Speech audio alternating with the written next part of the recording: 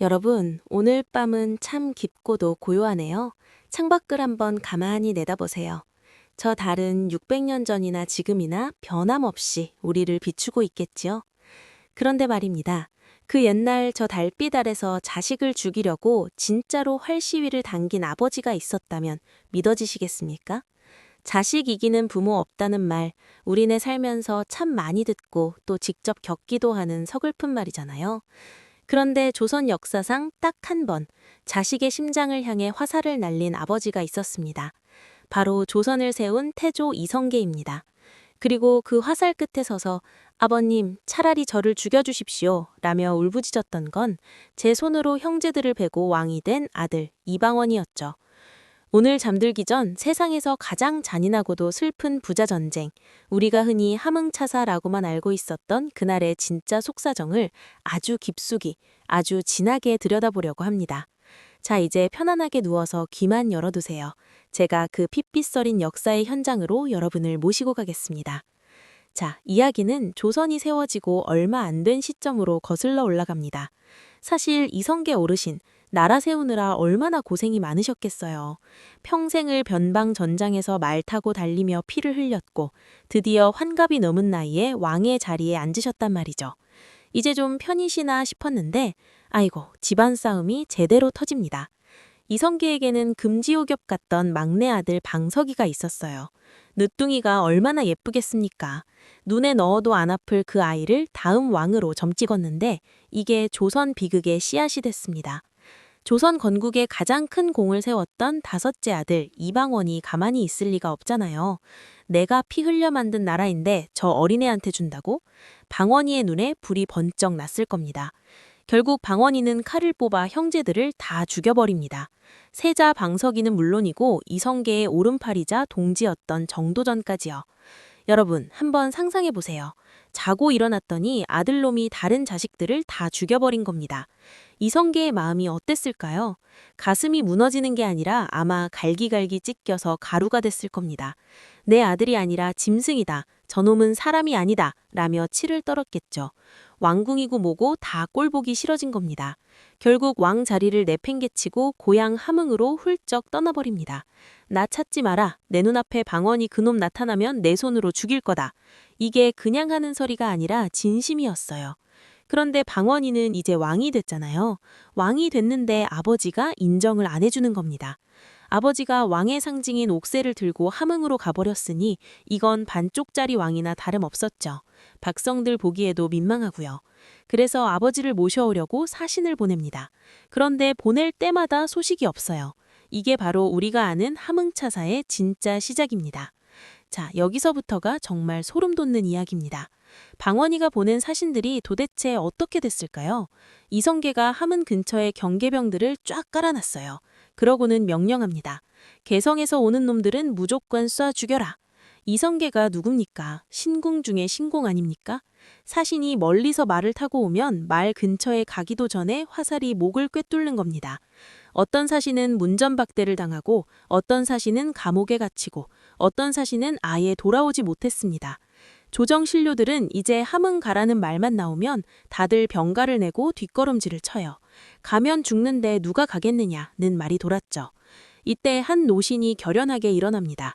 바로 성균관 판사를 지냈던 박순이라는 분입니다. 박순은 이성계랑 옛날 여진족 토벌 때부터 같이 전쟁터를 누르던 정말 형제 같은 사이였거든요. 박순은 알았습니다. 지금은 논리로 설득할 때가 아니라는 걸요. 그래서 함흥으로 가는 길에 꾀를 하나 냅니다. 일부러 새끼를 벤 어미말 한 마리를 끌고 간 거예요. 이성계 앞에 도착해서는 일부러 어미말과 새끼말을 멀리 떨어뜨려 놓습니다. 새끼말이 엄마를 찾으면서 애초롭게 우니까 그 광경이 참 눈물겨웠겠죠. 이성계가 창밖을 보다가 묻습니다. 저 짐승들이 왜 저리 난리냐? 이때 박순이 무릎을 꿇고 통곡하며 말합니다.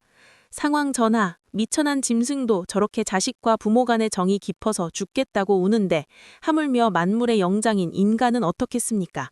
주상 전하가 비록 큰 죄를 지었으나 전하를 그리워하는 마음만큼은 저 짐승보다 못하겠습니까? 이성계도 인간인지라 옛 친구의 눈물 어린 호소에 마음이 덜컥 내려앉습니다. 그래서 결심하죠. 알았다. 박순, 너의 체면을 봐서 내가 다시 한양으로 돌아가마. 너는 먼저 내려가 있으거라. 그런데 인생사 참 얄궂죠. 박순이 기쁜 마음으로 강을 건너 돌아가는데 이성계 주변에 있던 측근들이 난리가 났습니다. 전하, 박순을 그냥 보내시면 안 됩니다. 전홍이 가면 방언이가 전하를 비웃을 겁니다. 이성계의 마음속에 다시 불길이 확 솟구릅니다. 자식 죽인 아들에 대한 증오가 친구에 대한 우정을 이겨버린 거죠. 결국 방언이는 변심을 합니다. 그러고는 금군들에게 명령하죠. 지금 당장 박순을 쫓아가라. 만약 그가 용은강을 이미 건넜으면 살려주고 아직 강가에 있으면 그 자리에서 목을 베라. 여러분, 운명의 장난일까요? 박수는 마침 강가에서 배를 기다리느라 잠시 지체하고 있었습니다. 결국 그 충직했던 노신은 친구였던 이성계의 명령에 의해 그 자리에서 비참하게 생을 마감합니다. 이 소식을 들은 이방원의 심정이 어땠을까요? 자기 스승이자 가장 아끼던 신하가 죽었다는 소식에 이방원은 방바닥을 치며 울었습니다. 아버지, 대체 왜 이러십니까? 이방원은 이제 결단합니다.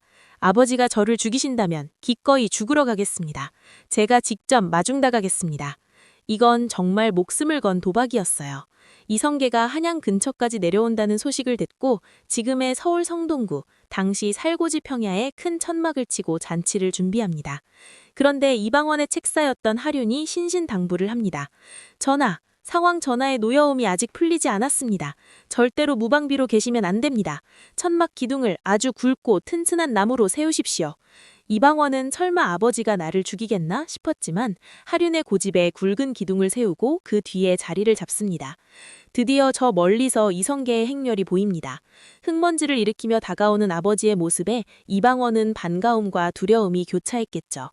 아버지! 하고 달려나가려는데 그 순간입니다. 말 위에서 이성계가 눈을 부릅뜨더니 등에 메고 있던 활을 척하니 꺼내는 게 아니겠습니까? 그리고는 화살을 매겨 아들을 향해 시위를 끝까지 당깁니다. 팽팽하게 당겨진 시위 소리가 들리는 듯합니다. 슉! 화살이 공기를 가르며 날아왔습니다. 이방원은 본능적으로 하륜이 말한 굵은 기둥 뒤로 몸을 확 숨겼습니다. 팍! 소리와 함께 화살이 기둥에 깊숙이 박혔는데 그 진동이 온 천막에 울렸다고 해요.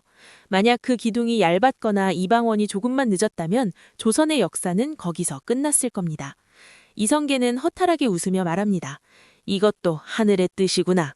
그러고는 소매 속의 옥새를 꺼내 바닥에 툭 던져버립니다. 그래, 네 놈이 그토록 원하던 게 이거냐. 가져가라. 이방원은 그 차가운 옥새를 부여잡고 아버지를 향해 엎드려 통곡합니다. 왕이 되기 위해 형제를 죽이고 스승을 잃고 결국 아버지의 화살까지 피해야 했던 그 처절한 승리. 여러분은 그 옥새가 과연 기쁨이었을까요? 아니면 무거운 족쇄였을까요? 이성계는 결국 궁으로 돌아오긴 했지만 죽는 날까지 이방원을 쳐다보지도 않았다고 합니다. 식사를 할 때도 아들이 차려준 음식은 손도 대지 않을 정도로 원한이 깊었죠. 사실 이 이야기는 여기서 끝이 아닙니다. 두 사람의 갈등은 죽음이 갈라놓을 때까지 계속됐거든요. 이성계는 말년에 불교에 귀의해서 죽은 자식들의 명복을 빌며 시간을 보냈습니다. 반면 이방원은 왕권을 강화하기 위해 자신의 처가치과들까지 숙청하며 외로운 길을 걸었죠. 두 사람 다 천하를 가졌지만 정작 가장 소중한 가족의 사랑은 잃어버린 셈입니다. 우리가 흔히 성공을 위해 앞만 보고 달리지만 결국 마지막에 남는 건 무엇일까 생각해보게 만드는 대목이죠.